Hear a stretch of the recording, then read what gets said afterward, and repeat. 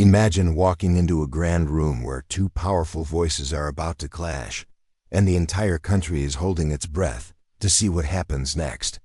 On one side stands Donald Trump, the bold, outspoken leader with big ideas ready to push a massive spending plan he believes will make America stronger. On the other side is Senator Rand Paul, calm but determined, raising a firm hand to say, "Wait a minute. This might be too much." It feels like a scene straight out of a movie, but it's real, and it's unfolding in the heart of the U.S. Senate. The chamber is serious and still, with tall ceilings, polished mahogany desks, and microphones, humming softly, waiting for voices to rise. Outside, a crowd stirs with energy. Some wave signs reading, "Stop the spend," fearing the financial cost, while others proudly hold Trump 2025 posters, cheering for the former president's vision. This is a showdown of ideas, passion, and power, and everyone wants to know who will come out on top. He's the man in charge, sitting in the White House surrounded by tall windows and gold-trimmed rooms. Donald Trump is known for his loud voice, bold promises, and big visions like building walls, creating jobs, and now passing a massive spending bill worth trillions. He wants to pour money into roads, bridges, and even a grand military parade to show America's strength.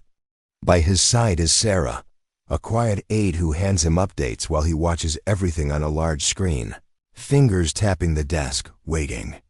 He believes this bill will help everyone from workers to soldiers, and he's ready to fight for it. Across the Capitol, Senator Rand Paul takes a quieter approach. Seated at his desk in the Senate chamber, surrounded by stacks of papers, he adjusts his glasses and studies the fine print. Dressed in a simple navy suit, he's focused on one thing: stopping what he sees as reckless spending. Known for pushing back against debt and big government, Rand believes this bill goes too far. To him, it's not just about money, it's about protecting the future. Two powerful voices, one big decision, and the country's watching it all unfold. Senator Rand Paul sits quietly at his desk, a young assistant named Mike at his side, passing him notes and keeping his water glass filled. Rand studies the spending bill with a disapproving shake of his head. He's especially concerned about parts like the $50 billion set aside for new infrastructure. He sees it as wasteful and unnecessary. His mission is clear: protect taxpayers' wallets and make sure the nation doesn't drown in debt down the line. His voice may be soft, but when he speaks, the room listens. This time, it's more than just a disagreement, it's a defining moment. Trump's plan is massive, like a giant puzzle with pieces meant for roads, the military, even aid for farmers. But to Rand, some of those pieces are too heavy, too risky, and might break the whole table. He's ready to stand up and say so, even if it means opposing the president himself. And Trump? He's not backing down either. With his phone in hand, he's likely already crafting a tweet to fire back. Now we step into the Senate chamber. The room is full: senators in sharp suits, some whispering, others flipping through thick folders. The scent of old wood mixes with fresh coffee from mugs scattered on desks. Then, Rand stands. His chair scrapes softly against the floor as he walks to the front. The microphones catch every footstep. He pauses, adjusts his glasses, takes a deep breath and speaks. His voice is calm but strong, like a teacher laying down the truth, and suddenly, the room is silent. "Folks," Rand Paul begins, his voice steady but firm, "we've got a bill here that's throwing money around like candy at a parade." He holds up a sheet of paper, pointing to a line with concern. $50 billion for infrastructure, sure.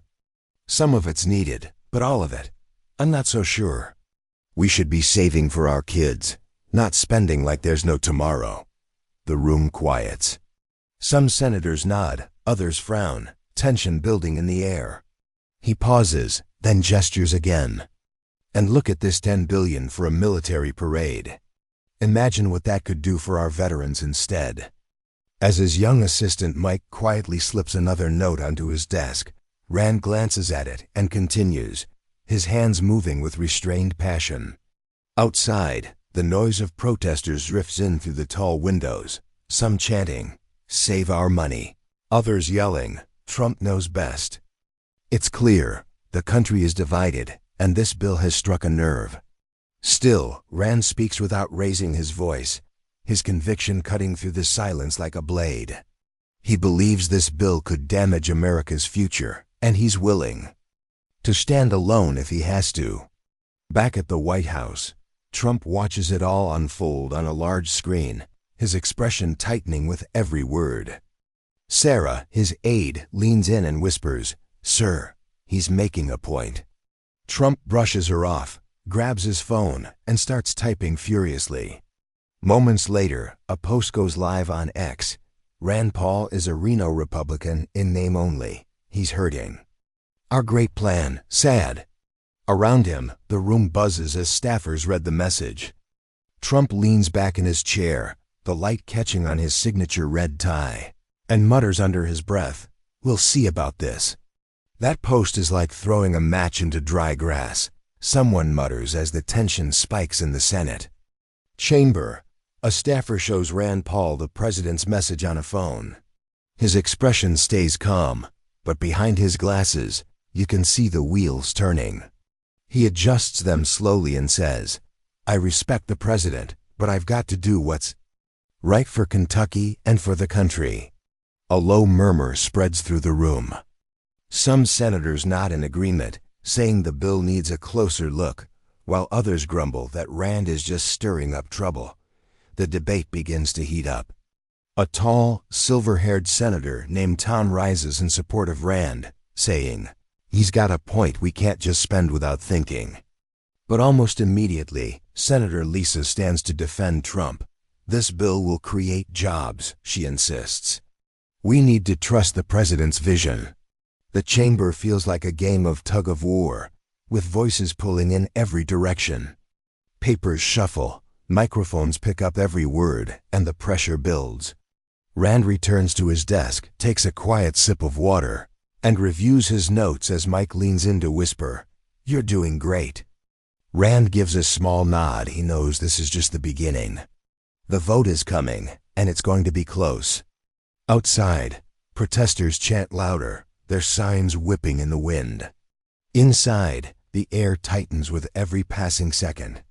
Back at the White House, Trump paces in front of a massive wall map showing where the bill's money would go: roads in Texas, bridges in Ohio. He points at it and says to Sarah, "This is going to work." Rand doesn't get it. Sarah nods but stays quiet. She knows the real storm hasn't even hit yet. This is a big moment, and Trump isn't used to hearing the word no. He grabs his phone, ready to fire off another post, but pauses. Not yet. He wants to see how it plays out. Back in the Senate chamber, the clock ticks louder, tension mounting. Rand Paul raises once more, voice steady and clear. "We can build a strong country without breaking the bank," he says. "Let's vote smart." A few senators clap quietly, but not everyone joins in. Some glance at their phones, reading Trump's latest post, while others skim the bill again, double-checking the numbers. The air is thick, almost storm-like, as the Senate leader, a man with a deep, commanding voice, calls for the vote. "All in favor of the spending bill, say aye."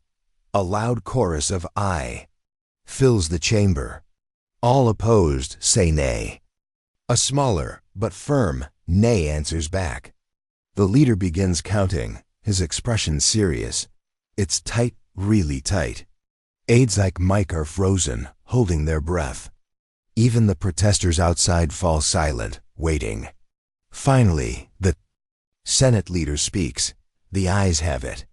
The bill passes, barely a narrow win for Trump's side. Rand sits down slowly, his face composed but thoughtful. He lost this round, but there's no sign of defeat. A few senators pass by, offering a pat on the back and quiet words. "Good. Try." Rand nods. He knows the fight isn't over. Others in the chamber simply nod, quietly respecting Rand's stand even in defeat.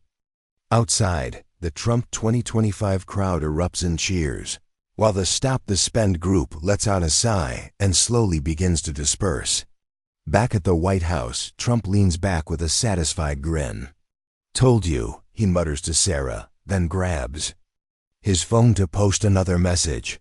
"Big win for America, thanks to our great senators." But deep down, he knows how close it was, and how Rand's words left an impression on more than a few people. In the Senate, Rand calmly gathers his papers with Mike assisting beside him. He glances out the window at the fading protest signs and thinks about what comes next. This fight isn't over.